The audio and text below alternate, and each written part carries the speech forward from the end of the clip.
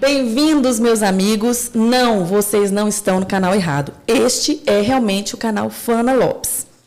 Primeiramente, eu quero dizer que estou muito feliz de estar aqui, que estou por um motivo muito especial, mas antes, eu queria falar para vocês se inscreverem neste canal, curtirem este vídeo, ainda que vocês não saibam se vai ser bom ou não, curtam só pela amizade, pela parceria, entendeu? E compartilha nos grupos de Zap, sabe? Com as tias lá do Zap, compartilha com todo mundo. Quer matar o povo de raiva, quer matar o povo de felicidade, compartilha do mesmo jeito, tá? Então, estou aqui hoje para entrevistar uma pessoa incrível. Talvez a mais incrível, a mais maravilhosa, a mais linda, a mais engraçada, a mais inteligente, a mais tudo de bom do planeta? Não. Do país? Não. De Brasília? Não, gente, é um exagero. Não, é do canal mesmo. Estou aqui para entrevistar Fana Lopes! Uma salva de palmas. Por que ela não chamou uma pessoa que é profissional da entrevista? Porque não temos dinheiro para isso. Então, quem veio? Eu. Érica, mas você vive nesse canal. Gente, somos uma família unida. Isso. Somos pobres, limpinhos e uma família unida. Então, sempre que ela precisar, estarei aqui para quebrar um galho. Na verdade, esse tema de hoje, que é entrevistando Fana Lopes, não foi um tema que foi criado por ela. Fui eu que tive a brilhante ideia. Porque eu falei, gente, a gente segue as pessoas e a gente quer saber da vida das pessoas, não é? Verdade. Você segue as pessoas, você quer saber o que ela come, o que ela faz, será que vai ao banheiro mesmo? Aí você pensa assim, essa pessoa incrível não vai ao banheiro. Vai! Ela vai! Vai, gente, vai e faz um estrago. Mas, enfim, vocês não vão saber dessas coisas. Mas vocês vão saber de outras coisas muito interessantes da vida de Fana Lopes. Por quê? Porque ela nem sempre foi Fana Lopes. Ela veio lá da favela dos marmiteiros. Isso mesmo. Estrepando. Não posso contar esses segredos. É que minha mãe chamava ela de estrepando, mas não posso contar essas coisas, não. Mas, enfim, Fana, muito bem-vinda ao seu próprio canal. Obrigada. Você é muito bem-vinda. As pessoas Muito estão obrigada. certamente muito curiosas para saber um pouco mais da sua vida. Eu conheço, talvez, assim, 60%, tem uns 40% aí que eu quero descobrir, que eu colei. Então, às vezes que eu olhar para baixo é porque eu estou lendo mesmo o que eu ia perguntar, para eu não me perder. Mas vamos começar pelo início de tudo. Eu vou fazer perguntas cronológicas, assim, porque eu também não sou profissional, eu tenho medo de me perder. Tá, pode fazer. Então, é o seguinte, eu queria saber como foi o seu parto, não. Não vou saber dizer. Porque a gente não sabe, né, aquelas circunstâncias. Mas, enfim, como é que foi a sua infância? Como é que você era como criança, suas características? Você tem conhecimento disso? A mamãe ou o papai já te falaram como é que você era como criança? Se você era mais atentada, se era mais quietinha? Como você era? Então, vamos lá. Oi, gente. É um prazer estar aqui no canal da Fana Lopes, respondendo para minha irmã querida do coração, Érica, essas perguntas e conversando um pouquinho com vocês também sobre a minha vida, né? A nossa infância, não foi uma infância muito fácil, pelo menos financeiramente falando. A Érica não pegou muito essa fase das vacas muito extremamente magras. A Érica já chegou quase 10 anos depois. Já tinha uma cama só para mim. Já tinha, ela conseguia dormir numa cama sozinha. Então, financeiramente falando, a infância foi realmente difícil, né? A gente, o papai e a mamãe, eles trabalhavam o dia inteiro. Eles saíam para o trabalho, eles eram professores, eles saíam. Essa fase você não se lembra dela. Eles saíam de manhã, davam aula de manhã, continuavam lá na escola, davam aula no período da tarde, depois davam aula no período da noite. Quando eles chegavam, já umas 11, tanta da noite, a gente já estava dormindo, né?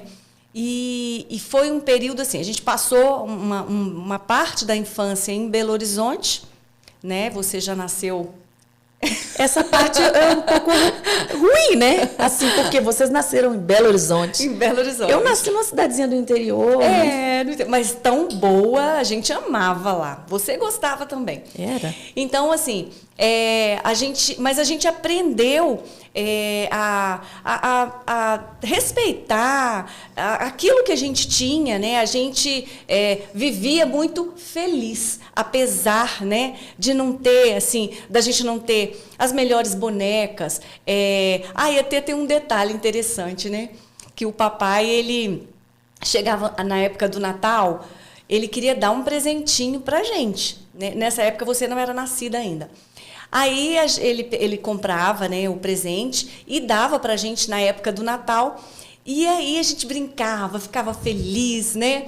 E brincava com aquele brinquedo. Era um brinquedo assim simples, mas nossa, pra gente era tudo, né? E ele deixava a gente brincar com esse brinquedinho uma semana. Passada uma semana, ele recolhia os brinquedos para o próximo Natal. Então, era bom, porque normalmente criança estraga o brinquedo muito rápido, né? A gente não tinha tempo de estragar. A gente brincava ali, sabendo que tinha que zelar por aquele brinquedo, porque ele seria o nosso presente no próximo Natal também. Então, assim, e são tantas coisas, né? Você já nasceu um pouquinho mais para frente, mas, assim, a gente era feliz, né? A gente tem aquela história, assim, a gente não conheceu nada melhor do que aquilo, então aquilo para nós era o que havia de melhor. Porque, na verdade, a gente sempre teve muito amor dentro de casa. Sim. Era brigaiado, uma confusão, mas a gente sentia, assim, muito amor. Os nossos pais saíam o dia inteiro, como você falou, mas a gente era muito amado. Sim. E a gente sempre foi muito unido, né? Então, isso é muito bom. E um defendia o outro, né? A gente podia brigar uns com os outros, mas na hora que era para defender o outro, a gente estava junto, como tem que ser nas famílias mesmo, né? E eu tenho uma ideia de você muito assim, muito obediente, muito cuidadora, muito zelosa, porque quando eu nasci, quem cuidou de mim foi você pela falta de tempo dos nossos pais, né? Uhum. E você era essa criança mesmo, que eu imagino que você era, obediente, boazinha, porque teve uma época que depois, eu não sei se eu conto isso, gente, a bicha era difícil, porque assim, a gente brigava e ela fazia sacanagem.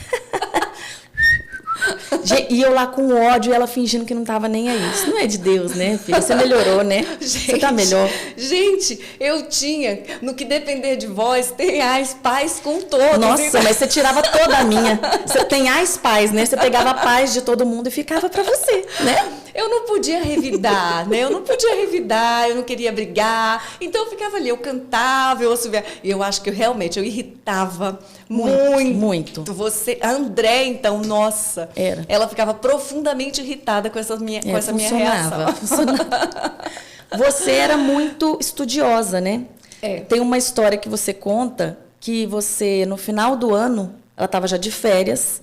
E aí, no final do ano, ela já pegava o material do ano seguinte. Como é que você comprava? Não tinha que comprar material. Pegava, né, do aluno que tinha estudado antes. Aí ela pegava e, nas férias, em vez dela estar com as outras crianças brincando, ela estudava as matérias do ano seguinte. De onde você tirava isso, Fana? Será que é porque a pessoa é tão burra, né? Meu Deus, eu vou ter tanta dificuldade que eu já vou me preparar, porque, meu Deus, será que eu vou conseguir? Fana, mas isso não é normal. Ainda mais com uma família como a nossa, que a gente foi criado, não foi para estudar, foi para trabalhar e ganhar dinheiro. Né? Então, assim, apesar da gente saber que era muito importante o estudo, tipo, o estudo fica em segundo plano, vamos ganhar dinheiro para ajudar nas contas de casa. Então, por que raio você estudava tanto? Não, na verdade, eu tenho que voltar um pouquinho para você entender o porquê, assim, de eu ter me apaixonado mesmo pela leitura, né? A gente morava nessa época em Unai. E eu, assim, como eu falei, o Unai pra gente foi o período da diversão. A gente vivia na rua, jogando bola, jogando queimada. A gente brincava à noite, era um grupinho. Uva, pera, maçã. Ai, meu Deus, né? E a gente ficava na rua o tempo todo, subia em árvore. Então, assim, era ótimo. Foi o período mais fantástico da minha vida. Foi nessa época que você falava que ia fugir de casa e subia numa árvore para ver se alguém sentia falta? Não, essa época foi em Belo Horizonte, que eu fazia as minhas malinhas, eu tinha 5 anos e toda sensível, né? Ai, meu Deus, se alguém falasse alguma coisa comigo, eu fazia minhas malas, ia para de trás de um morrinho ali e ficava esperando. Gente, será que ninguém vai sentir falta? Quando eu via que ninguém dava falta. A mãe pensava assim, tinha menos uma boca para comer. Aí eu pegava minha malinha e voltava para casa. Mas então, aí nessa época a gente estava em Unai e eu estava maravilhada com a vida de rua, né? A gente vivia na rua, até porque o papai e a mamãe não estavam ali com a gente para policiar, né, para monitorar o que a gente estava fazendo. A gente sabia o seguinte, a gente tinha que cuidar do serviço de casa. A Andréa ficava com a cozinha, eu com a casa, o Solon com os banheiros, o Solon fazia outras coisas também, e a gente se dividia ali no serviço de casa.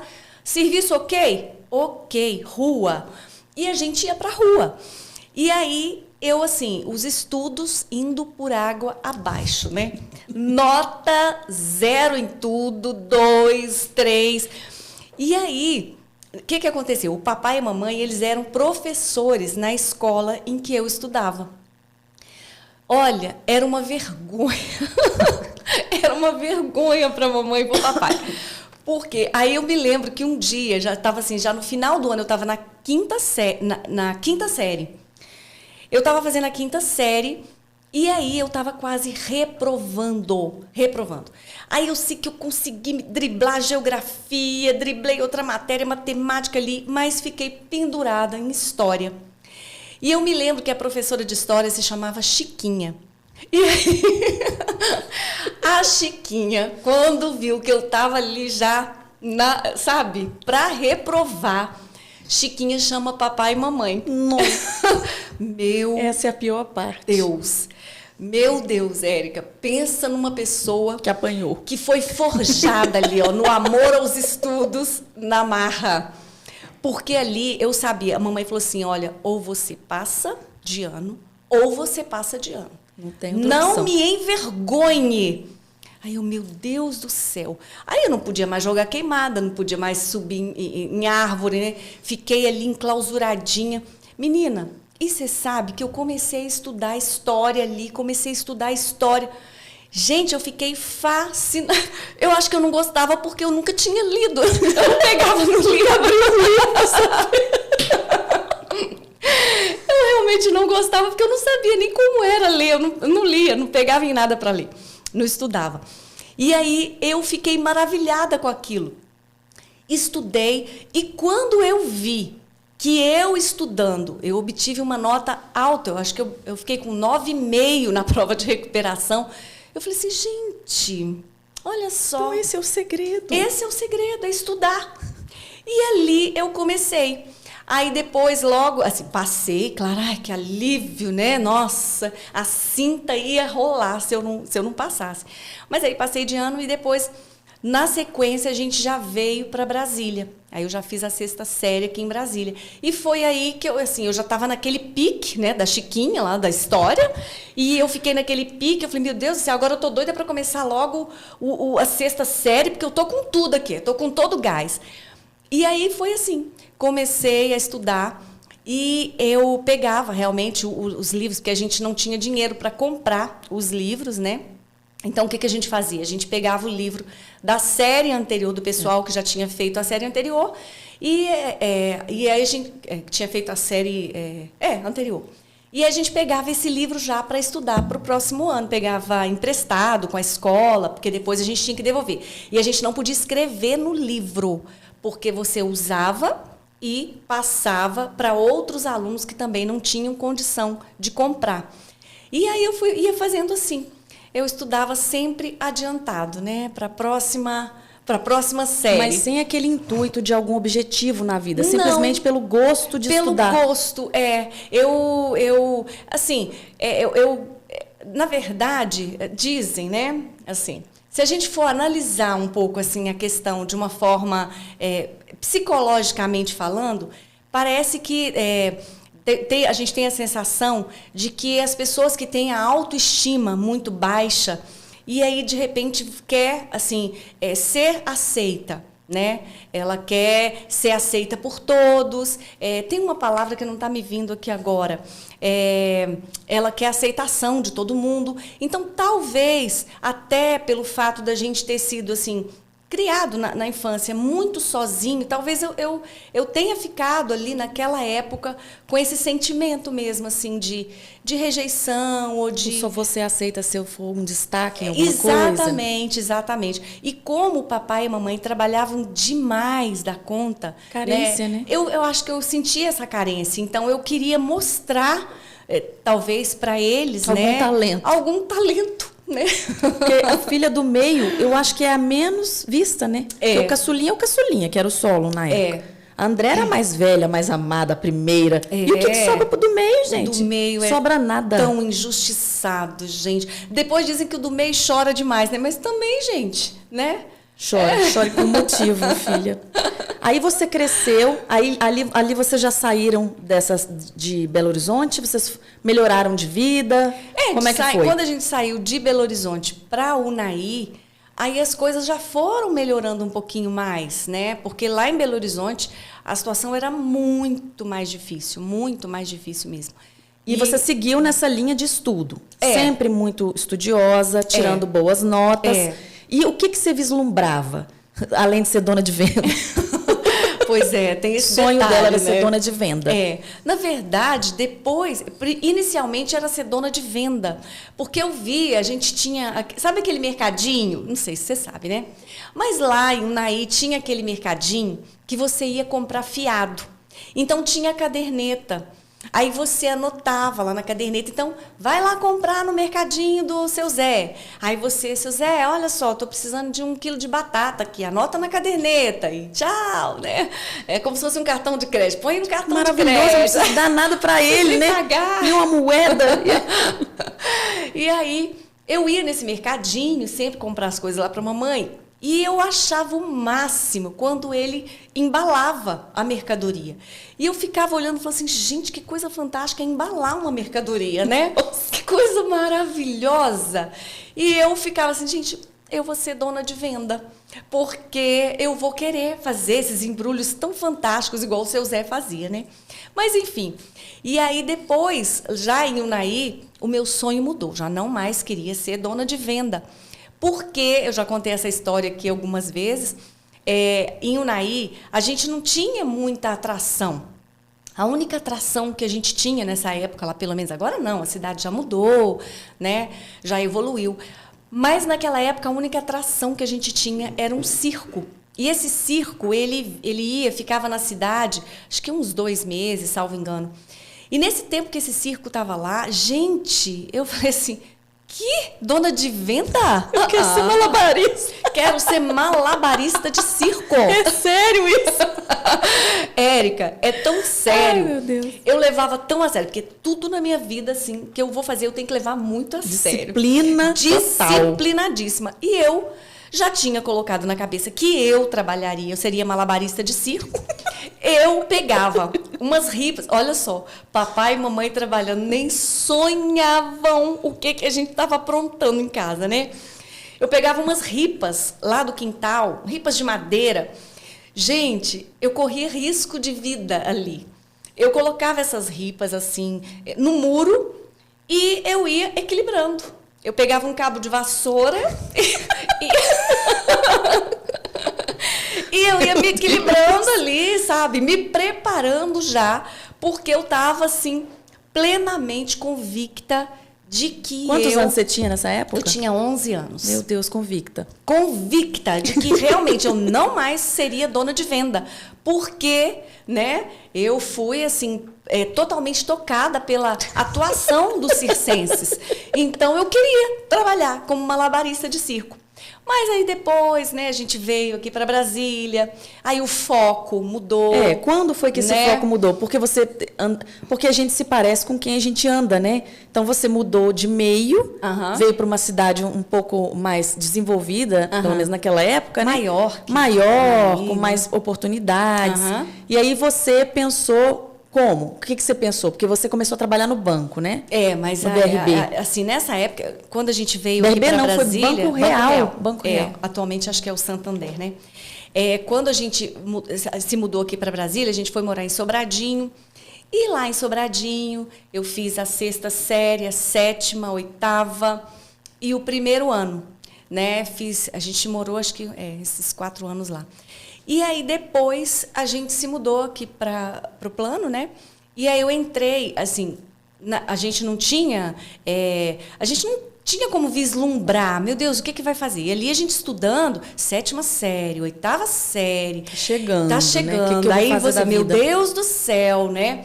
E papai e mamãe, assim, eles não cobravam nada da gente, mas ficava todo mundo na expectativa. Engraçado que hoje em dia, os jovens, na 7ª série, são adolescentes, não querem saber de nada, né? Então, nem aí. Na 7ª série, 7º ano, né? 8º ano, não tem. E a gente já tinha essa visão. Né? Porque, assim, era tudo que a gente tinha, né? E a gente nem pode generalizar, assim, porque tem jovens também, né, que, assim, eu acho que varia muito, né? Deve ter. Eu acho que tem jovens também que pensam... Estou generalizando mesmo, mas é porque realmente os jovens de hoje em dia estão muito mudados. Né? Eles estão ficando na casa dos pais, é isso que eu quero dizer. Parece que houve uma inversão. Né? Antes a gente saía cedo de casa, casava cedo. Agora não. Os jovens ficam em casa até 40 anos. É muito normal ver os jovens em casa, na casa dos pais, com 40 anos. O Ricardo tá, não. Porque o Ricardo é da época que saía cedo de casa. E hoje em dia, e lógico que tem outros valores também. Hoje o mundo mudou muito, a violência está grande, a superproteção. Aliás, porque a gente não teve aquela proteção dos pais, porque eles não tinham como. A gente protege demais os nossos filhos. Então, é uma série de coisas que fizeram, né? Uma série de coisas que fez, né? Os jovens de hoje terem esse tipo de comportamento, né? Mas a gente já vai chegar nessa parte. Então, você começou, fez o seu... Era concurso na época do Banco Real? Essa história é bem interessante. Porque, assim, como eu falei... Até na sexta eu estava felizinha, tranquila, né, serena. 7ª série, eu continuava ali, firme, notas excelentes, né? Mas já assim, já com aquele pingo de preocupação. Gente, né, tô aqui, chegando aqui perto de uma idade de já procurar meu rumo, né? E aí, depois, quando a gente veio aqui para o plano, aí a gente não tinha... Lá em casa era assim, a gente tinha que fazer o curso normal, porque o curso normal era o único, né, que já te daria uma profissão. Tinha o técnico, e o normal. Curso técnico, né, na época. Não lembro. Mas só que como, assim, a cultura lá de casa era de que todo mundo seria professor... Então, a Andréia já tinha entrado já no curso normal. Na época, ela já tinha até saído quando eu entrei. E depois, eu entrei também. Então, o que acontece? Eu falei assim, bom, então, pelo menos saindo daqui, eu já saio já tenho uma profissão. Já serei professora, né? E, realmente, ir lá na escola normal... Com dom ou sem dom, né? Com dom, sem dom. Vai. Mas, graças a Deus, sempre gostei de criança. Então, assim, eu me dava muito bem, né? Fazendo, como diz a André, com as flanelogravuras, né? Só que no curso normal, pelo menos naquela época, viu, pessoal? Não sei como é que é hoje. A dificuldade que a gente tinha é o seguinte, porque a gente não tinha várias matérias dos cursos técnicos, para depois você encarar um vestibular. Então, o que a gente enfrentava? A gente tinha, por exemplo, matemática, química, física, biologia, inglês, só até o primeiro ano, né, do colegial. Depois, quando eu entrava segundo e terceiro anos da Escola Normal de Brasília, a gente já não tinha mais essas matérias. E aí eu ficava assim, meu Deus, como que eu vou encarar um vestibular se eu estou aqui só fazendo figurinhas, cortando figuras? É claro, né, pessoal, assim, o curso não se resume nisso, né? Mas, assim, a gente precisava também ter essa parte, né, prática, de cuidado mesmo com as crianças, de aula prática mesmo, porque a gente ia enfrentar a sala de aula. Sim. Então, necessário que realmente o curso se voltasse para isso mesmo. Só que a gente não tinha essas matérias. E aí, quando chegou na época de eu fazer o vestibular, eu falei, meu Deus. Meu Deus, exatamente. Falei, o que eu faço agora, né? E aí, eu já tinha terminado o curso normal. E foi antes que eu entrei no BRB, foi, não, no Banco Real, acho que foi, Érica, antes da Fundação Educacional, não, depois, ai meu Deus, a cabeça já está confusa aqui, enfim, aí eu fui fazer o vestibular e, ai meu Deus, né, falei, gente, eu vou fazer o seguinte, eu não entendo nada, não sei nada de inglês, eu vou aqui arriscar no espanhol. Eu vou, pelo menos com relação à língua, né? E ali, nossa, mas foi assim... Um arraso. Um arraso, né? Eu fui um arraso nesse vestibular. Mas, assim, o bom é que realmente, assim, como eu sempre fui muito estudiosa, eu consegui até, né, driblar ali o negócio e conseguir resolver o problema lá. E fiz espanhol, porque eu não tinha a menor noção dessa língua, né, inglesa, porque a gente não tinha mesmo, no curso normal, não tinha acesso. E nem como fazer, faça um cursinho de inglês, aí a gente não tinha dinheiro para nada, né? E aí eu sei que eu fiz, né, depois fiz o vestibular e passei, aí eu passei para Direito. E aí eu fui cursar. Por que você resolveu fazer Direito? Porque a mamãe... A mamãe já era advogada na época, né? E aí eu ficava assim achando, nossa, fantástico, né? Aí eu via a mamãe resolvendo aquelas questões lá, cíveis, criminais. Eu falava, nossa, que coisa fantástica que deve ser isso, gente. Circo, adeus. Não quero mais saber de circo, porque agora eu quero ser advogada, né? Então eu fiquei realmente assim maravilhada com a ideia. Fiz o vestibular, passei e tudo. E aí, nessa época, eu fui trabalhar... o meu primeiro trabalho foi nesse Banco Real, que atualmente é o Santander, né? Acho que é. Sei. E como que eu consegui esse trabalho, né? A gente lá em casa, o papai tinha um lema que era assim, aqui em casa é assim, fez 18 anos, rua, pode procurar seu rumo, pode procurar um trabalho, pode dar um jeito. E eu me lembro, Érica, que quando eu fiz 18 anos, eu falei assim, meu Deus, olha, foi o aniversário mais pesado da minha vida. Porque eu falei assim, gente do céu, eu tenho que voltar hoje para casa com um emprego. Eu me lembro que eu coloquei uma mochilinha nas costas e fui, sabe assim, sem rumo. E assim, a gente fala sem rumo, mas a gente sabe que tudo tem a mão do Senhor, né? O Senhor vai direcionando a gente para todas as coisas, né? Passo a passo. E aí eu sei que eu peguei essa mochilinha e fui parar lá no setor comercial sul. E lá no setor... Mas você tinha algum objetivo? Você falou assim, eu vou ali porque ali tem muitos bancos. Bancos, exatamente. Porque o Solon, desde os 14 anos, já trabalhava no Banco Bandeirantes, na época, né? Então, aí o meu primeiro trabalho foi no Banco Real. Até porque o Solon já trabalhava em banco, né? Como contínuo na época, né? Era o office boy, que eles chamavam. E desde os 14 anos eu falei assim, gente, então, tá aí, banco. Eu peguei essa mochilinha, fui parar no setor comercial sul e comecei a olhar, banco por banco. E aí eu sei que eu entrei no Banco Real e deixei um currículo, meu Deus. Que currículo? Não tinha nada nesse currículo. Tem uma coisa que eu não estou entendendo.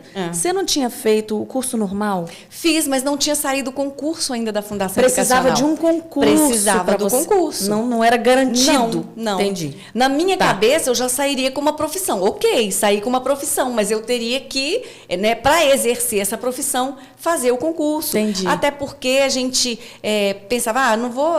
Tinha as escolas particulares também, mas eu não sei por que não me veio essa ideia. Fui primeiro parar nesse banco aí, até sair o concurso da fundação, né? E aí, chegando lá, Érica, foi tão engraçado, assim, interessante essa história, né? Que eu cheguei lá no Banco Real e tal, deixei o currículo, preenchi lá uma ficha e tal. Então nós vamos te chamar para uma entrevista. Ai, graças a Deus. E eu voltei para casa já com aquela expectativa, né? Ai, nossa, pelo menos não voltei sem nada, né? Com a expectativa de ser chamada para uma entrevista.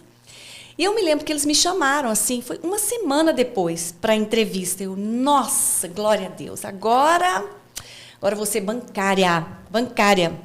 E aí, eu sei que eu cheguei lá para fazer essa entrevista e fiz a entrevista. Quem fez essa entrevista foi lá nos Recursos Humanos, acho que ela era psicóloga. Aí ela mandou fazer uns desenhos. Olha, desenha agora uma casa. Falei, eu estudei isso no curso normal. Eu sei que quando a gente desenha uma casa, você não pode desenhar a casa flutuando. Você tem que desenhar a casa sobre alguma coisa, né? Sobre uma rocha, né? Falei, aqui já sei. Desenhei. Aí ela falou assim, agora desenhe para mim uma pessoa. Falei assim, tá bom. Só que eu nunca soube desenhar os dedos, assim, da mão.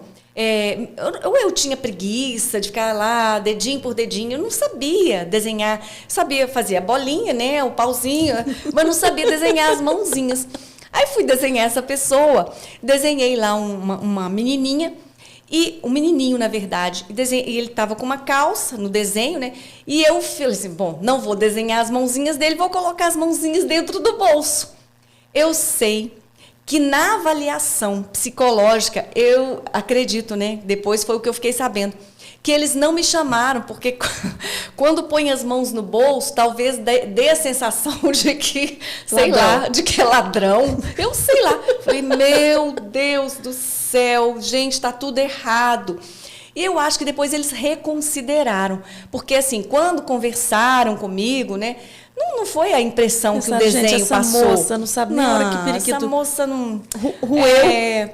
Aí eu sei que eles reconsideraram e falaram, não, vem cá. Aí fizeram lá mais uma entrevista, lá mais umas perguntinhas, e eu comecei a trabalhar lá no Banco Real.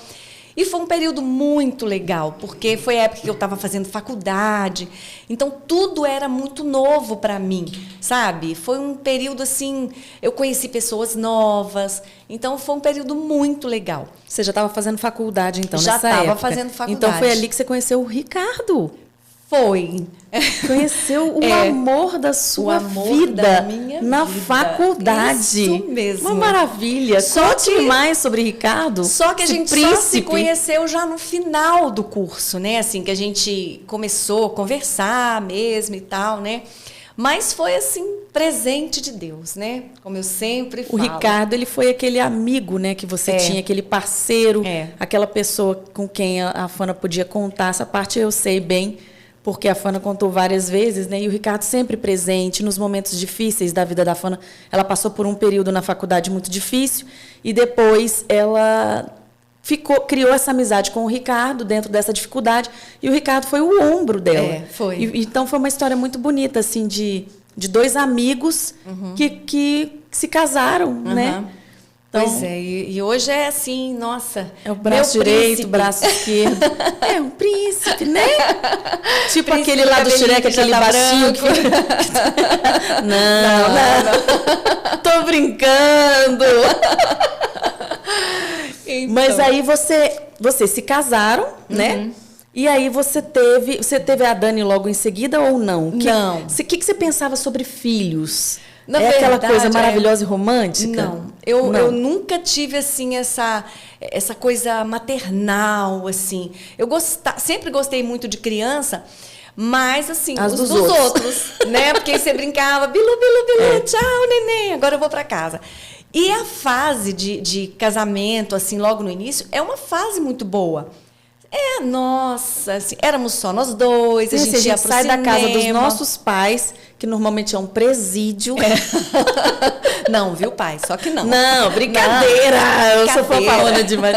Mas assim, a nossa mãe e o nosso pai, eles eram muito rígidos, sempre foram. Então, assim, eles zelavam pela nossa fama, né? Então, a gente tinha que ter boa fama. Então, era normal, muito normal. Eu considero os nossos pais absolutamente normais para a época, era zelo mesmo. E a gente ficava muito preso dentro de casa. Então, quando casou, né? Nossa, pensou, uau! gente, tô Isso aqui é livre! vida! Mal sabia. Tô livre! E aí a gente realmente, assim... deixa eu arrumar esse fone aqui. A gente realmente passou uma fase, assim, muito legal. De início, de casamento mesmo. Claro, não vou dizer assim, tudo foram flores. Não! A gente passou pelas dificuldades um casamento normal, de um casamento normal, de pessoas que estão ali juntas, né, lutando por um lugar ao sol, né? Mas a gente sempre foi lutando junto, parceiros mesmo. E aí eu sei que a gente ficou nessa vidinha, 1 ano, 2, 3. Gente, eu sei que a gente foi adiando a questão do filho, né, o máximo que a gente pôde. O Ricardo queria? Acho que... Mas de onde veio o filho, gente, nisso? Acho que ele queria. Sim, queria. Não que eu não aqui, quisesse. não fazendo nada. Não que eu não quisesse, mas eu achava assim, gente, eu tenho que aproveitar um pouco, assim, da vida. Porque, na verdade, quando o filho entra em cena, ele rouba a cena. Mas engraçado, assim, eu fico impressionada com a sua visão desde muito nova. Quem que tem a idade... Você se casou muito cedo... Né? Eu tinha 27 assim, anos, né? 27. Mas você ter essa visão de filho... Hoje em dia, as informações são mais claras, né? A gente entende que filho não é fácil. Mas, naquela época, ninguém tinha... A gente tinha filho porque as pessoas se casavam e tinham filhos. Uhum. E você já pensava, não é bem isso, não. Talvez não seja esse caminho. Vou relutar um pouquinho... O que não é normal, né, de se ver. Talvez porque eu tenha cuidado de você. Pois não que isso tenha sido uma experiência ruim. Não inferno na sua vida. Não, você era uma menina boazinha. Mesmo assim você não quis. Muito boazinha, mas é porque eu pensava assim, gente, é muita responsabilidade. E aí eu pensava, né, nossa, eu vou trocar tudo que a gente tem aqui. Vamos ao cinema? Vamos. Vamos viajar. Dormir até mais tarde? Vamos. Vamos viajar? Vamos. Então, assim, tudo era sobre nós, né? Então... Até que chegou a Linda. Como foi? Aí, peraí, antes da Linda, vocês não planejaram? Como foi? Não, planejamos. Tudo bonitinho. Tudo certinho. Falei, agora é o momento. E parece que algo é despertado dentro da gente mesmo. Eu estou dizendo assim, com relação à mulher, pelo menos, né? Foi assim que eu senti. Parecia que começou a faltar realmente alguma coisa ali, naquela família. Aí eu passava... Na época, a gente morava na 403 Norte e tinha uma escolinha ali perto. E eu passava olhando aqueles menininhos ali. Eu falava, gente do céu, eu quero ter uma criancinha também. E ali já era algo sendo despertado realmente dentro de mim para eu ter um filho Engraçado mesmo. Que hoje vocês continuam sentindo falta de algo dentro de casa. Porque Dani não para mais em casa, né? Nada mudou. Não para. Mas ainda bem que a gente não vive a síndrome do ninho vazio, né? Porque... Quando ela foi embora mesmo, vocês nem vão falar, gente, foi mesmo. Tem certeza que não está ali no quarto, não tá na faculdade? Tem certeza? A menina, olha, vou te falar. Comeu perna de cachorro. Comeu. Então, aí depois que você teve a Dani, vieram algumas... Você já era convertida? Como foi a questão da sua conversão? Sim. Foi antes da Dani ou depois? Foi antes da Dani. Foi, assim, bem próxima já de eu ter a Dani. Deixa eu ver se Não, perdão. Eu tive a Dani primeiro e aí Por depois... Por causa dela, você se converteu. Sei. Eu, assim, até numa conversa aqui com o Solon, né? Que o Solon é o meu irmão, ele é pastor, e na época ele já era pastor. E aí a gente começou a fazer assim, uns questionamentos, né? E algo assim, algumas inquietações que o próprio Espírito Santo ia trazendo para o coração da gente, a gente começou a querer saber, querer respostas. E como o Solon já era pastor, a gente ia para a casa dele. Érica, nessa época você estava... Onde eu estava, gente? Na feliz. Balada. Com certeza feliz em algum canto do mundo. E aí, a gente ia para a casa do Solon, ficávamos eu, Ricardo, o Solon e a Roseli, que é a esposa dele. Eles ficavam com a gente até mais ou menos 2, 3 horas da manhã, tirando dúvidas. E eu achava interessante que era assim... A gente perguntava alguma coisa, ele, peraí, é na palavra de Deus que a gente vai responder. Ele abria a palavra e mostrava para a gente a resposta, sabe? E aquilo foi me dando tanta confiança de que realmente na palavra de Deus eu teria todas as respostas para todas as circunstâncias. E sem da querer te vida, interromper, né? o Solon, nosso irmão, né? Ele tem um vídeo aqui também no canal da Fana, em que ele conta toda a trajetória, inclusive a espiritual. É muito interessante. E nessa fase em que o Solon estava ajudando a Fana, ele também estava construindo a sua vida espiritual. Ele estava muito focado na igreja, lia muito a Bíblia. Então, foi um suporte muito grande que os dois tiveram nessa época, né? Então, se você está curioso, curiosa para assistir o testemunho do nosso irmão, é muito interessante também. Assistam. A gente vai... Ricardo, você deixa aqui no caso? No caso. Tá bom, continue. Então, aí foi assim... e eu fiquei... Nessa época, eu fiquei assim, maravilhada. O primeiro amor, né? Maravilhada pelo Senhor, por tudo aquilo que o Senhor pode fazer na nossa vida. E eu e Ricardo, a gente foi junto, né? Aprendendo ali com a palavra. A gente passou a fazer parte de uma denominação, né? E ficamos nessa denominação por mais ou menos 1 ano. E depois a gente viu assim, um outro lugar para ir. E a gente foi. A vida do cristão, ela é feita disso também. Não é porque você se converteu em uma igreja. Porque a gente muda o tempo todo, né? Então, a gente tem um conhecimento ali, de repente a gente vai... E é Deus que vai levando a gente por caminhos que a gente, às vezes, não planejou. Então, assim... E a gente é grato. Eu também me converti nessa igreja. E eu sou muito grata, porque foi ali, foi o lugar que me recebeu... nas condições em que eu estava e nas condições que a igreja poderia me oferecer. E foi também uma pedrinha ali que eu fui colocando para construir também. Então, a gente é muito grato nesse sentido. E houve aprendizado, não tenho dúvida. Sempre há. Né? E aí, você se converteu primeiro, né? Antes do Ricardo, não foi? O Ricardo era católico, muito católico. Na verdade, nós dois éramos, né? E o que te fez falar assim, não é bem esse caminho, é outro? Foram essas conversas com o Solon? Não, as conversas vieram por conta daquelas perguntas, daqueles questionamentos que foram surgindo assim no nosso coração, né? E a gente assim ama os nossos irmãos católicos. Foi um período também de muito aprendizado. Nós estivemos lá por anos, né? Eu e Ricardo, e convivemos com os irmãos. Ricardo, vocês se casaram na igreja católica, né? Sim. Foi bem lindo o casamento. Então, Ricardo ia ser padre, inclusive. Ele disse que eu que atrapalhei os planos dele. Ele queria muito ser padre. Queria ser padre, tá, querido? Sei que você queria. Então, a gente, assim, foi um período muito bom também, de muito aprendizado, de convivências muito interessantes, muito saudáveis. Só que como você falou, tem momentos na vida que a gente, né, toma uma outra direção. E ali, por conta daqueles questionamentos que foram surgindo no nosso coração, a gente começou a ter uma outra visão e a gente realmente optou por uma outra... E você é uma pessoa, assim, muito estudiosa, muito interessada. Você mergulha de cabeça naquilo em que você acredita. E a mesma coisa foi com a palavra de Deus. Por isso que a Fana, não é à toa que a Fana tem esse canal, e eu já vou chegar na parte do canal também, mas ela tem muito conhecimento. Você fez teologia, né? A Fana é assim, ela gosta de uma coisa, não gosta um pouquinho, não. É a mergulha de cabeça, ela quer ser teóloga. E aí a Fana prega muito bem, assim, na minha humilde opinião.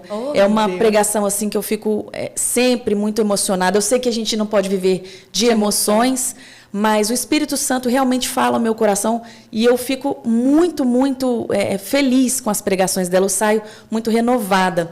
Esses vídeos que ela tem aqui no canal são muito bons, são vídeos leves, em que ela fala da palavra de Deus como uma coisa natural e leve, sem aquele fardo pesado. Então, assim, ela estudou sempre muito a palavra de Deus e não é à toa que ela foi guiada para trazer o canal à tona, né? Você se converteu, teve uma caminhada também longa. Se você quiser contar uma parte dessa caminhada, você fique à vontade. Eu estou pulando algumas coisas porque eu acho que não vai ficar um vídeo imenso. Né? E então, assim, ela teve essa caminhada até que ela caiu na ideia do canal. Porque a Fana, eu estou igual o Faustão hoje. Pode falar. Ela canta bem. Ela prega, então assim, ela quer estar falando para as pessoas. E em todas as igrejas das quais ela fez parte, ela sempre estava ali administração, como é que eu falo? Na liderança, melhor. De algum setor, né? Sempre, sempre. Ela sempre fez visitas às casas, que precisava da Fanny e do Ricardo. A igreja, qualquer que fosse, podia contar com os dois, né? Então, a Fana sempre gostou muito de estar perto das pessoas. E quanto menor a classe social, mais à vontade ela fica, até hoje, né? Acho que você lembra das suas origens, ela se sente à vontade. Raiz, né? É o chamado, não tem jeito. E você sempre gostou muito de... Por isso que, às vezes, ela faz as pregações dela aqui, as ministrações da palavra, e ela sempre canta um pouquinho, não é à toa, é porque tem na veia mesmo. Ela é do louvor e eu acredito que um dia você vai voltar. Você está vivendo a sua trajetória, né, com Deus. Agora é o canal, quem sabe um dia você volte a cantar para os fiéis ou, sei lá, nas casas, da forma que for. Mas conta, agora eu vou deixar você falar, conta como foi o início do canal. Então, o que acontece? Eu depois dessa jornada no Banco Real, aí eu fui para a Fundação Educacional, fiquei lá 4 anos na Fundação Educacional, depois fiz concurso para o BRB, aí entrei no BRB, fiquei no BRB acho que uns 2 anos só. Eu tô pulando uma parte muito importante. Qual? Tô pulando. A Fana, como eu já disse, é muito inteligente, gosta muito de ler. Como é bom ter uma irmã que te ama. Essa bicha. E assim, quanto melhor ela era, pior a gente ficava sempre. Porque a gente era sempre comparado, né? Eu era que não dava em nada e a Fana não. A Fana passou para concurso de promotor de justiça. Então, assim, ela chegou num grau, né? A gente estava na Dani. A pessoa, ótima entrevistadora. A gente estava na Dani. E aí a Fana estava grávida da Dani. Sim. E estudando muito para ser promotora, porque agora não era mais circo, não era mais advocacia, não era mais professora. Agora ela queria ser promotora de justiça. Isso. A bicha só não foi porque estava grávida, né? Conta esse pedaço aí. Na verdade, o que aconteceu? Eu sempre gostei muito, realmente, de estudar. E como você falou, tudo que eu vou fazer, eu tenho que mergulhar de cabeça. Agora é isso. Né? Quando eu queria ser do circo, eu queria ser do circo. Já tinha as ripas, eu ficava treinando lá no quintal. Enfim. E aí, eu estava numa fase, assim, de início de casamento. Então, eu podia me dedicar muito aos estudos, porque éramos só eu e Ricardo, então, né, não tinha filho, então, dá-lhe estudo, né? A gente ficava, às vezes, eu me lembro, às vezes a gente estudando, os dois, né, em casa à noite, aí o livro caía assim, ai meu Deus, um acordava o outro, estudar, né? Então, e aí eu queria ser promotora de justiça. Falei, não, vou ser promotor de justiça. Aí eu falei, delegado? Não, delegado acho que eu não tenho muito perfil, não, mas eu vou tentar o concurso de promotor. E aí a gente fez um curso que é da Escola Superior do Ministério Público, e ali, então, eu fiquei maravilhada com a carreira, né, de um promotor de justiça, e eu falei, não, vou ser. E aí, na época, eu fiz alguns aqui em Brasília e não passei, né, assim, passava na primeira fase, aí na segunda eu não ia. E aí, de repente, eu fiquei sabendo que abriu o concurso para Roraima. E aí a pessoa fala assim, mas você passou porque foi em Roraima. Não, Roraima foi um concurso, assim, dificílimo, né? Difícil, eu lembro. Inclusive, quem fez a prova, quem preparou a prova, né, quem aplicou a prova, foi a UNB. A primeira fase foi a UNB e depois a gente teve que ir lá para Roraima para fazer a prova dissertativa, né? Não, a dissertativa eu ainda fiz aqui pela UNB.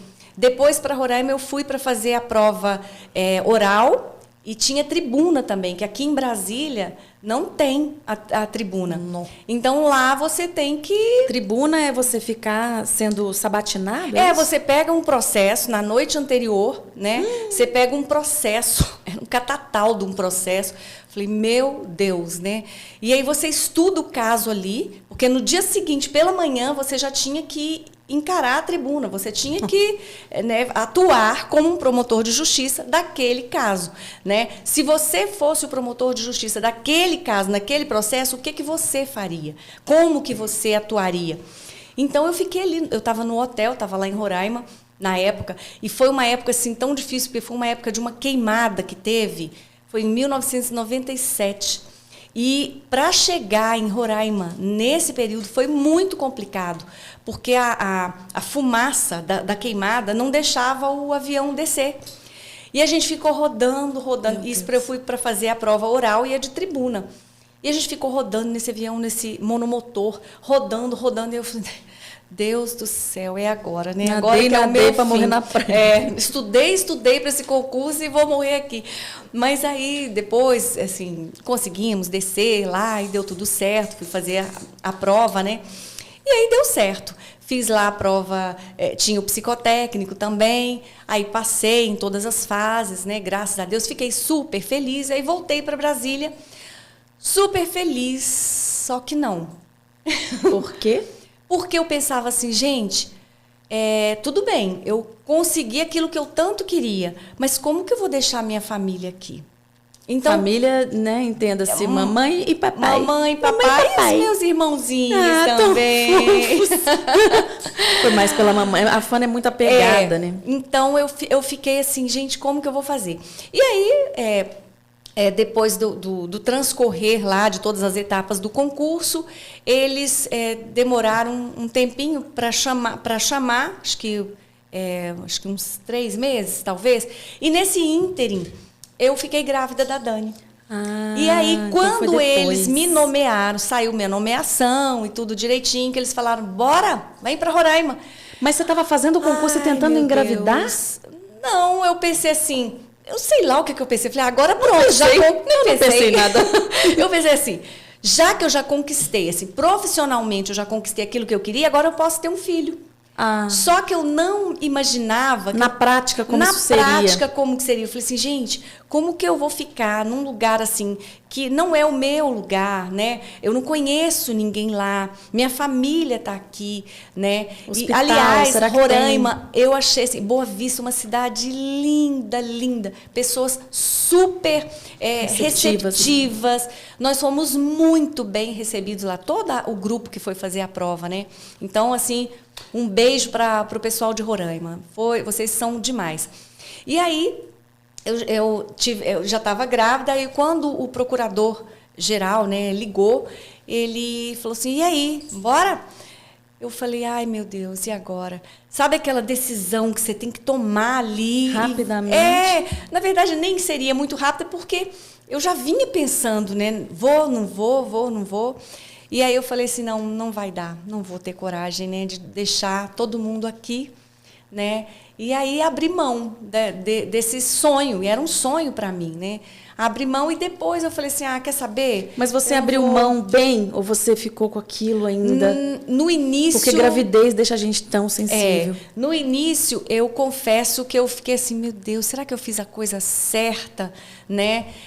Na época, eu não congregava ainda em igreja nenhuma, não conhecia o Senhor. Então, eu não tinha essa noção assim de eu preciso fazer uma decisão, vou colocar diante do Senhor e o Espírito Santo vai me direcionar para a melhor decisão. Eu não tinha essa visão ainda na época, né? Então, eu decidi assim, né? Vou pela família. E fiquei. Mas foi uma ótima escolha também, né? Depois... Eu já estava trabalhando aqui no Tribunal Regional Federal aqui de Brasília. E aí falei, vou ficar por aqui mesmo. Você já era oficial de justiça? Não, na época eu trabalhava... Não, na época do concurso de promotor eu já era oficial de justiça. Antes eu trabalhava com um juiz, né? Eu era oficial de gabinete de um juiz lá no tribunal. E aí depois eu passei para o concurso de oficial de justiça. E foi nesse período que eu já era oficial de justiça que eu passei para Roraima. Aí eu desisti de Roraima e falei, vou ficar por aqui mesmo. Então, assim, o Ricardo está falando alguma coisa, balançando a mão. Você passou para a juíza daqui? Passei, só que eu fiquei por um pouquinho assim... Não estou acreditando. Você não se lembra? Eu não sei. Não é que eu não me lembro, não sei disso. Eu devia estar na balada. Não, mas eu não cheguei na balada quantos meses, a passar todas as fases. Eu fiz a primeira prova, passei, fiz a prova de sentença. Não estou acreditando. E aí fiquei por 7 décimos em direito comercial. E aí, assim, na época a gente não tinha estrutura que eu vejo hoje. E você tomaria posse desse? Tomaria, com certeza. Eu acho que, assim, Deus sabe de todas as coisas, por quê? Aí eu vou te dizer, fala assim, você está falando assim porque você não foi até o final.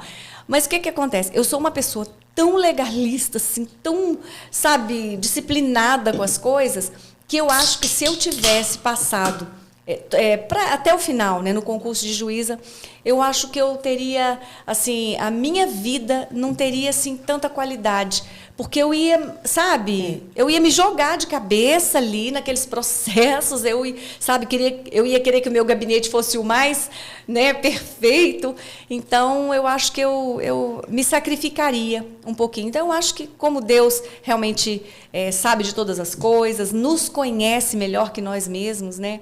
Então, realmente, ele me direcionou para a gente ver, assim, né?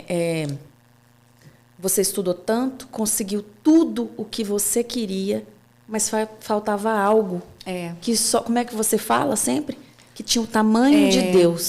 Um vazio, que nada, né, preenchia. Então, assim, uma pessoa, assim, pelo menos financeiramente, estava muito bem. Uhum. E pessoalmente também, você tinha conquistado tudo o que você quis. E a questão de ser juíza ou não seria questão de tempo. Você ia tentar um outro. Eu ia tentar de Se novo, você quisesse viver essa vida mesmo, você ia estar, né, como juíza de algum tribunal aí. Só que faltava algo, né? Faltava. Deus ainda te mandou um filho, que era a Dani, mas você ainda não estava completa, né? Verdade. E aí, realmente, a gente estava... Aquela vez que a gente fez aquela entrevista aqui sobre felicidade, né? A gente falou exatamente sobre isso. Às vezes, a gente corre tanto atrás das coisas, das nossas conquistas, dos nossos sonhos, né? E a gente troca aquilo que tem valor por aquilo que tem preço, né? Então, a gente despreza as coisas que têm valor porque a gente está correndo atrás daquilo que tem preço. Então... a gente tem que dosar mesmo, né? O que é que vai ser melhor, né? E quando a gente assim tem essa intimidade com o Senhor, tudo vai ficando mais claro para a gente nesse sentido, né? E a gente se tranquiliza mais também, porque a gente tem a certeza daquilo que a gente está fazendo. Às vezes a gente não tem certeza daquilo que a gente está fazendo, mas a gente tem certeza que alguém está fazendo por nós e que a gente está seguro naquilo. Às vezes a gente não sabe por que a gente está indo por aquele caminho, mas algo nos assegura, algo nos dá segurança, na verdade. E, na verdade, a própria palavra de Deus diz, né, que todas as coisas cooperam juntamente, né, para o bem daqueles que amam a Deus. Então, assim, todas as coisas são todas as coisas, né? Tudo que acontece que na nossa visão, puxa, isso foi ruim, esse pedaço foi ruim, né? Até isso que a gente considera algo ruim está cooperando para o nosso bem, porque eu sempre gosto de falar, né? Na verdade, a gente pensa que tudo é sobre nós, né? Tudo é sobre nós. Não é. Nada é sobre nós. Nada. Tudo é sobre um propósito maior que o Senhor tem para todos nós, usando as nossas vidas como instrumentos dele, né? E ele vai ali nos amparando nessa caminhada, né? Nós realmente nos dispondo como instrumentos dele para que esse propósito maior se cumpra. E uma coisa assim que é uma outra característica muito boa sua, que faz parte de todas aquelas que eu já falei, você é muito disciplinada, muito determinada, e você poderia se dar por satisfeita. Bom, já tive a minha filha, já está criada, fiz o que eu pude por ela, passei nos concursos que eu quis, escolhi aquele que mais ia me beneficiar de todas as formas, do jeito que eu quis, vivi minha vida, conheço o Senhor, mas eu preciso continuar pregando a palavra dele, ide e evangelizai. Então, é uma coisa que a Fana é da natureza dela, ela não consegue estar em qualquer ambiente sem, de repente, se ela encontrar uma brecha, ela vai falar de Deus para você. E assim foi criado o canal, que agora a gente volta de volta com o arrependido.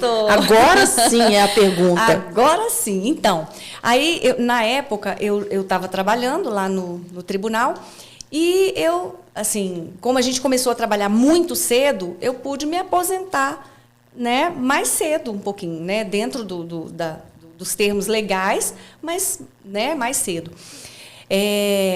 Então, o que acontece? Eu ficava o tempo todo assim, Senhor, quando eu me aposentar, eu vou cuidar da sua obra. Eu vou cuidar, né, das suas coisas, vou cuidar das coisas do reino, eu vou, sei lá, eu vou levar a sua palavra de alguma forma para as pessoas. E eu ficava assim, eu falava assim, o senhor entende, né? Agora eu não estou tendo tempo. E aí eu me aposentei e aí fiquei naquela calmaria, né? Aproveitando, né? Aproveitando, quietinha, né? E o Senhor sempre me perguntando, né? E aí? Vai começar quando? Eu falei, não, espera um pouquinho. Você já sabia o que você começaria? Eu já tinha noção. Eu não sabia que seria assim um canal, mas aí eu vou chegar aí. Eu passei, depois que eu me aposentei, eu fiquei assim uns 2 anos só cuidando de planta. Gente, foi um período muito maravilhoso. Indico. Maravilhoso. Realmente, né? Você que está cuidando agora, você sabe, não é? É uma terapia muito bom. Então, os nossos pais, eles têm lá o refúgio cristão e a gente vai para lá e cada um cuida de um setor lá, de um jardim, e tira matinho, e poda a planta, e tira daqui, põe ali. Então, assim, é uma coisa muito gostosa, né? Então, eu fiquei esses 2 anos ali meio que, né? Envolvida com aquilo. Envolvida com aquilo. E eu falei assim, gente, eu preciso fazer aquilo, né? Que eu falei com o Senhor que eu faria. E aí, na época, a gente estava congregando com o Solon, lá no Setoró. Né? Aí íamos eu e Ricardo, junto com o pastor Solon e a Roseli, a gente ia, ministrava a palavra lá, recebíamos muito lá também, né? de ministrações. Né? Então, foi um período muito bom, até que veio a pandemia. E aí, o que aconteceu? Muitas igrejas precisaram fechar, né? E essa em especial... o Solon resolveu fechar porque só tinham idosos lá. Então, com a pandemia, ficava muito arriscado a gente continuar, né? A gente colocaria em risco não só a nossa vida, como a vida deles também. Então, fechou essa igreja lá. Eu falei, pronto, então, aí as irmãzinhas ficaram tão tristes, né? Poxa vida, eu falei assim, gente, então vamos fazer o seguinte, eu vou dar um jeito de, pelo menos uma vez por semana, colocar uma mensagem, né? Porque já que a gente não vai estar junto mais fisicamente, eu vou dar um jeito da palavra chegar até vocês, né? E aí, foi assim que a gente fez. Eu ia fazendo umas mensagenzinhas e ia colocando no WhatsApp das irmãzinhas, né? Dos irmãos lá da igreja, e todos assim me apoiam, que é uma gracinha, ó, beijo para vocês do Setoró, vocês são lindos demais. Então, aí comecei, né? Falei, então acho que eu vou colocar isso de uma forma mais ampliada. Aí surgiu o canal. Então, tudo começou, assim, mais mesmo por conta da pandemia, né? Para eu poder levar esse projeto que já tinha nascido no meu coração, na verdade, nasceu no coração de Deus, né? Depois nasceu no meu, e aí para ter uma possibilidade de levar para mais pessoas, né? As mensagens. Sim, e eu sou muito grata a você por isso, porque realmente eu não sei se a Fana um dia vai fazer aquele sucesso que os homens esperam, né? De ter 1 milhão de seguidores. A gente quer que tenha, né? Inclusive, financeiramente, isso é muito bom e vai abençoar muito a vida do casal, da família toda. Mas ela já me abençoou de um tanto que, assim, eu nem sei assim, dizer. Talvez, se ela sentasse comigo ali e falasse, talvez você não me abençoasse tanto, porque a gente nunca tem tempo, né? Nunca tem tempo, não dá. Muito difícil. E aí, eu recebo a palavra dela por meio dos vídeos, que são muito abençoadores para mim. Amém. Então, obrigada, filha. Amém. Só para finalizar, a última pergunta. Este ano de 2022 foi um ano de muitas dificuldades para você, né? E muitas vitórias. E o que você tem a falar sobre isso? Qual o saldo que você tem, já que nós estamos agora no final do ano, já não dá tempo de fazer tanta coisa mais? E o que você tirou de lição desse ano que foi tão importante para você e para todos nós que te amamos, né? Bom, então, antes de eu responder essa pergunta especificamente, eu queria dizer o seguinte, que quando tem algum sonho, né? Quando você tem algum sonho, que você tem certeza que esse sonho está alinhado com a vontade de Deus, a gente persiste, a gente vai atrás, né? Porque a gente sabe que foi aquilo que o Senhor colocou no nosso coração. E quantas vezes algumas pessoas já chegaram para mim e falaram assim, Fana, para com essa bobagem, não mexe com isso não, falar de Deus não vende.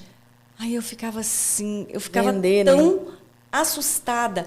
Fana, fala, sei lá, fala de outra coisa. Da sua rotina. Fala de habilidades, fala da sua rotina. Esse negócio de falar de Deus não dá sucesso. Eu falei assim, gente, quem disse, né, que eu estou procurando sucesso? Gente, eu quero falar de Deus, porque assim, é isso que me move, né? E a gente sabe, né, Érica, que a Bíblia fala, a boca fala daquilo que está cheio no nosso coração. Então, assim, a nossa boca é só o reflexo daquilo que o nosso coração, daquilo que está passando no nosso coração.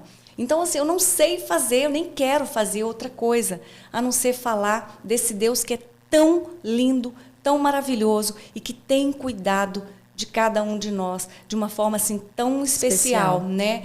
E em especial neste ano de 2022, né? Você falou assim, o que a gente pode colher, né?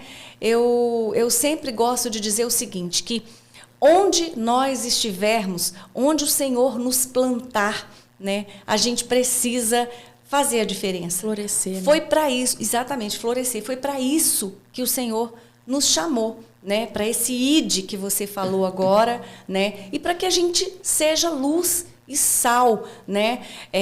Acho que é Santo Agostinho que tem uma frase que eu acho muito interessante, que ele diz assim, pregue o evangelho o tempo todo e, se possível, use as palavras. Então, assim, é o tempo todo, é a tempo e a fora de tempo, né? É com a nossa vida, né? É com as nossas atitudes, é com o nosso calar, é com o nosso falar, é o nosso testemunho. Tem muita gente aí lendo o nosso testemunho, né? Nós somos alvos, todos nós, alvos de pessoas assim que querem viver aquilo que você está vivendo, de pessoas que também não querem, entende? Então a gente precisa o tempo todo prestar atenção nesse testemunho, nisso que a gente está fazendo, né? Descobrir para que a gente está aqui, como você falou, a gente precisa florescer. Eu sempre gosto de dizer o seguinte, que quando a gente vem aqui para essa terra, Deus coloca na nossa, eu gosto de chamar de mala, né? Deus coloca na nossa mala várias ferramentas. E aí você fala assim, meu Deus, mas o que eu vou fazer com isso, né? Para quê? Para que essa ferramenta aqui? E aí, de repente, a gente ainda se impressiona com a mala do outro. Ah, não, Senhor, olha a mala do outro, tá muito melhor que a minha. Ah, não, ele sabe fazer isso. Ah, não, eu quero a mala do outro. Só que cada um foi chamado para um propósito diferente. Então, a minha mala, com certeza, é diferente da mala da Érica. As ferramentas que existem na minha mala são diferentes das suas. Por quê? Porque eu fui criada para um propósito e você para outro, né? A gente está junta, no mesmo espírito, caminhando junto, mas os propósitos são diferentes. Então, a gente precisa... Todas essas ferramentas, todas essas sementes que o Senhor colocou nas nossas mãos, a gente precisa fazer todas elas florescerem. A gente não pode deixar nenhuma sobrar. Eu vi uma frase de uma pessoa que disse, eu não me lembro exatamente como que era a frase, mas ela falou assim, olha, no dia da minha partida, quando eu abrir as minhas mãos, eu não quero que haja mais nenhuma semente que não tenha florescido. E é exatamente isso que eu penso, né? Por onde eu andar, onde eu estiver, eu quero falar do Evangelho de nosso Senhor Jesus Cristo, né? Porque graças a Ele, né? Graças ao sacrifício de Jesus Cristo, nós estamos aqui hoje, né? Para falar do amor dele para tantas pessoas que nem o conhecem ainda, né? Eu ia falar para você deixar uma mensagem final, porque você é a rainha das mensagens, né? O que você mais ama é falar da palavra de Deus para as pessoas em forma de mensagem, né, informal, leve. Então, complementa aí, se você, de repente, tem alguém que está passando por algum problema, alguém que ainda não conquistou os sonhos dos concursos, ou de alguma coisa que esteja no coração, que a pessoa viu que foi Deus que colocou, que palavra de encorajamento. E, para finalizar a nossa entrevista, você pode dar para as pessoas? Como eu falei, né, o sonho, a gente sabe quando é um sonho pessoal, né, alguma coisa assim, algum capricho, e a gente consegue identificar quando é algo que o Senhor colocou no nosso coração. Então, é isso que a gente precisa estar atento, é nisso que a gente precisa estar atento, né? Se esse sonho, se essa vontade, se esse desejo que está no nosso coração, a gente sabe que Deus está ali, que Deus está promovendo todas as coisas. Ele vai abrindo todas as portas, não tem jeito. Então, assim, é um concurso público, é aquilo que você quer, estude, porque a sua parte Deus não vai fazer por você. Então, assim, quando eu precisei estudar para concurso, eu fiz a minha parte. Deus me ajudou demais. Deus abriu portas, Deus me deu direção, discernimento, mas eu precisei fazer a minha parte, né? Então, assim, se você tem um sonho aí no seu coração, persista, não se desanime, né? A gente precisa começar, né? E uma viagem de 1000 milhas, ela começa com o primeiro passo. Então, você precisa dar esse primeiro passo em direção a esse sonho. E tem uma frase, eu amo tanto frases, né? E essa é uma que eu gosto demais, que diz assim: o sonho, seu sonho, ele pode não te levar até o lugar onde você quer chegar, mas com certeza ele vai imprimir em você a força necessária para te tirar do lugar onde você está. Nossa. Então, assim, a gente pode até não conquistar aquilo que a gente queria, mas com o sonho, né, que é a motivação, inclusive, é aquilo que vai te motivar para dar esse primeiro passo, o segundo passo, o terceiro passo e vai seguindo. Nunca mais é o mesmo. Nunca mais. Você vai sendo forjado também na caminhada. Sim. Né? O mais legal, lógico, a gente quer conseguir alcançar os nossos sonhos, mas a caminhada, se a gente parar para olhar, a caminhada, ela é bela, ela é cheia de dificuldades e a gente transpassa? A gente transpõe as dificuldades e aí a gente alcança e a gente vê que a gente se tornou mais forte por causa delas. É verdade. Né? Então, só para, como você falou assim, nossa, a Fana ama cantar. É porque tá me vindo aqui agora uma canção que eu amo tanto. E eu preciso te lembrar desse trechinho dessa canção, porque se de repente você já desistiu dos seus sonhos, dos seus projetos, né? Lembra daquela passagem onde estavam lá os discípulos já lavando as redes, né? Eles tinham saído para pescar e eles eram pescadores profissionais, Érica.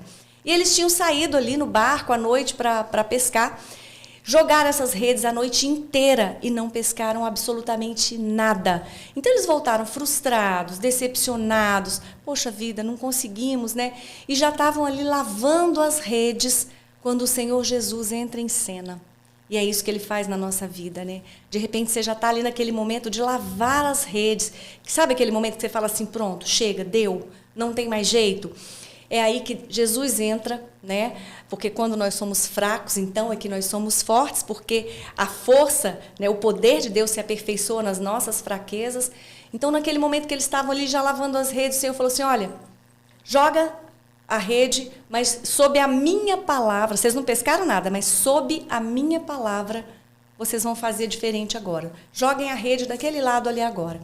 E eles voltaram, ficaram assim meio surpresos, mas gente, nós somos profissionais, já tá, Jesus, tentamos a noite toda, não deu, mas tá bom, vamos lá, debaixo da tua palavra.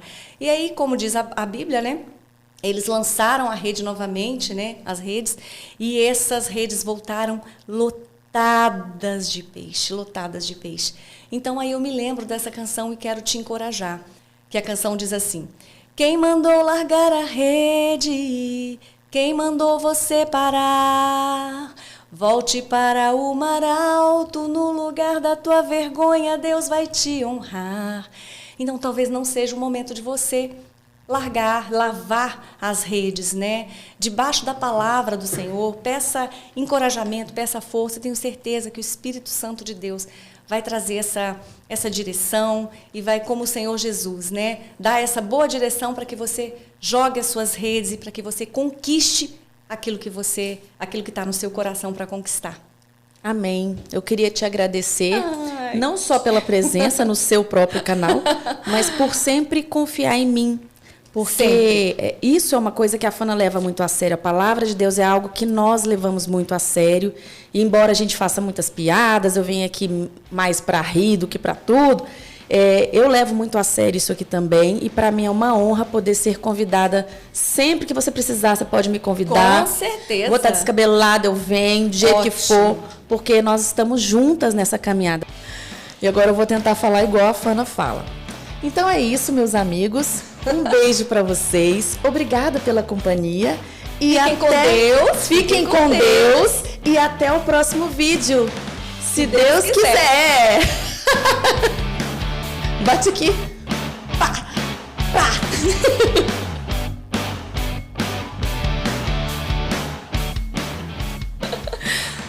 Ficou ótimo, gente.